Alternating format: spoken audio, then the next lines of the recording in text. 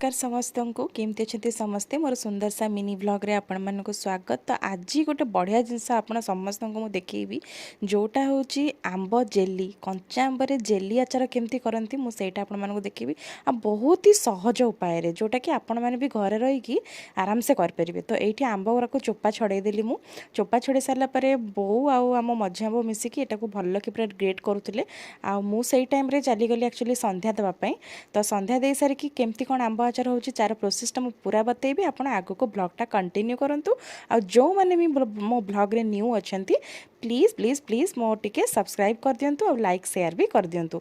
वीडियोटा भल लागुतले निश्चय लास्ट जाए देखिबे। तो देखंतु आंब जो कोरा हेतला सेटा को बहु चुली रे बसैकी हळदी लुण देकी ताको भल से पूरा टिके गोळै देकी पानी मार देले ता सहित सेई टाइम रे गुड़ भी पकई देबे। गुड़ पकई देला पर पानी मरी गला परे आमे देखंतु एटी कोन कले बो ना सबु जाक जेते गरम मसला रहूची हमर जेमती कि गरम मसला अर्थ जो गोटा मसला सबू जीरा पान मधुरी मेथी ता सह कला जीरा सोरिष ए सबू को भल कि ग्राइंड करदेला पर आ सुकिला लंका तो सबू ग्राइंड करके तादेह मिसई देला पर ताको भल कि घांटी देबे।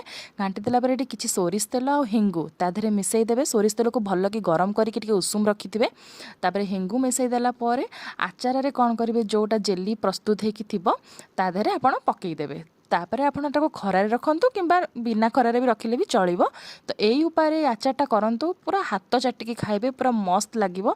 बहुत ही सहज उपाय रे जो माने भी देखिचंती निहाती थरे थरे घरे ट्राई करंतु आ केमती हला मते निश्चय कमेंट्स रे जणैबे। आमर तो आचार हेई गला ता पर दिन खरारे भी सुका हेकी भल से स्टोर कर देली मु आ खाई कि आमे भी टेस्ट करके देखिलु बहुत ही बढ़िया हेची। गुड़ क्वांटिटी जेमती मसला क्वांटिटी सेमती आ बहुत सुंदर भी लाजवाब भी लागुची। तो आपण माने बनातु निश्चय घरे समस्ते ट्राई करंतु खूब सहज उपाय रे हेची। आ रहुची नमस्कार सब्सक्राइब कर देबे।